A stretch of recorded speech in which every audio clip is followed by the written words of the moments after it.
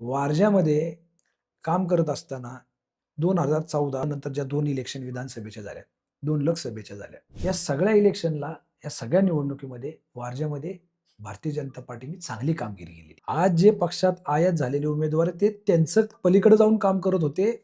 ते करत असताना ह्या सगळ्या इलेक्शनला यश आले नाही भारतीय जनता पार्टीला. हे कोणी आणलं? आम्हीच काम करत होतो ना या बाजूला. मग आज अशी काय परिस्थिती आहे, की आमचं तिकीट कापलं गेलं. मी तिकीट आणि नागरिकांना वाटेल, की तिकीट कापलं आणि म्हणून ह्याचा थैथायट चाललाय. परंतु तिकीट कापलं हा थैथायट नाहीये. परंतु काम करणाऱ्या पक्षातल्या कार्यकर्त्याला न्याय नाही मिळत, म्हणून हा थैथायट आहे.